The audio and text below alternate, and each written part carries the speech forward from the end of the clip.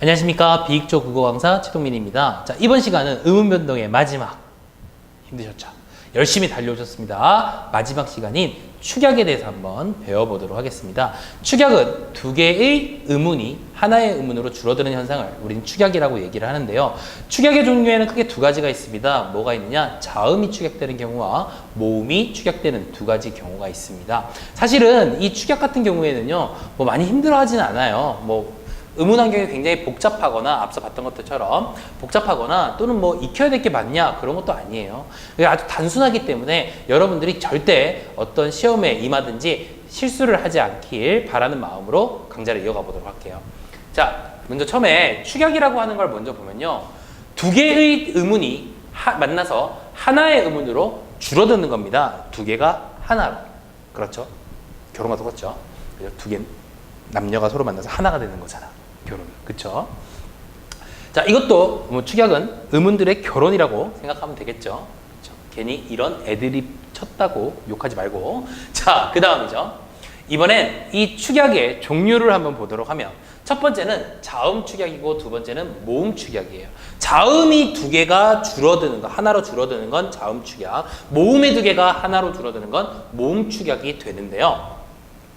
먼저 자음 축약 같은 경우에는 예사소리, 디귿, 비읍, 디귿, 지읒, 기역이 누구를 만나게 됐을 때 히읗을 인접하게 됐을 때 서로 소리가 합쳐져 가지고 피읍, 티귿, 치읓, 키역으로 각각 변하는 현상이 되겠습니다. 한 가지 알아두셔야 될 건요. 두 개 위치가 바뀌어도 상관은 없다는 얘기예요. 무슨 얘기냐면 히읗이 앞에 오든 히읗이 뒤에 오든 항상 이 변동은 적용이 된다는 겁니다.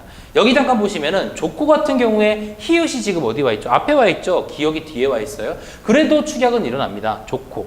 그렇죠? 이번에는 요거 같은 경우 한번 볼까요? 비읍이 앞에 오고 히읗이 뒤에 왔습니다. 그래도 일어난다는 겁니다. 이해가 되셨나요? 되셨죠? 또 알아두셔야 될 건 겹자음일 때도 적용이 된다는 거죠. 리을, 히읗 같은 경우에 뒤에 있는 말이 이제 지읒이 왔잖아요. 그러니까 히읗과 지읒이 합쳐져 가지고 옳지 이렇게 변하는 거예요. 이해가 되셨죠? 다시 한번 자음 축약은 무슨 소리 되는 거다? 거센 소리가 되는 것인데 자, 예사 소리와 히읗이 결합했을 때 거센 소리가 되는 겁니다. 히읗의 위치는 변해도 상관이 없다라고 얘기를 했죠. 이번엔 모음 축약을 한번 보도록 하면 모음 축약 같은 경우에는 단모음과 단모음 10가지의 단모음들이 합쳐져 가지고 하나의 뭐가 만들어진다? 이중모음이 만들어지는 경우가 되겠네요. 그렇죠? 자, 여기 한번 예를 보겠습니다. 보다 라고 할 때 보라고 하는 말에 요 오 있죠. 오라고 하는 말과 아서의 어미 아가 합쳐져서 뭘로 변하는 겁니까? 그러니까 쉽게 설명을 하자면 오라고 하는 말과 아라고 하는 말이 합쳐지니까 이중모음이 되는 거예요. 어떻게? 와 이렇게 되는 거죠. 그렇죠. 그래서 봐서 이런 식으로 발음을 하게 되는 거고요. 그 다음에 되어 역시 마찬가지입니다. 이중모음인 단모음인 왜와 이렇게 합쳐가지고 얘가 뭐가 된다? 왜라고 하는 말로 변한다는 거죠.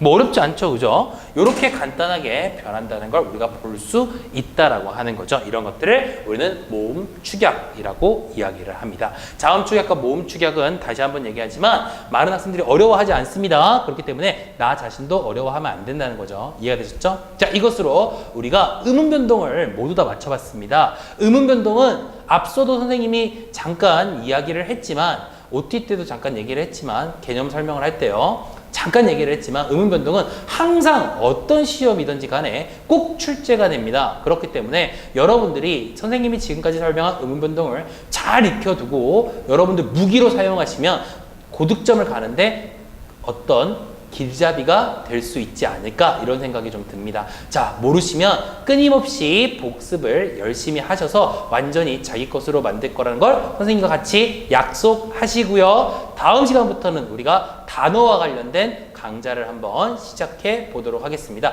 첫 번째 시간이 아마 품사가 될 것 같습니다. 되셨나요?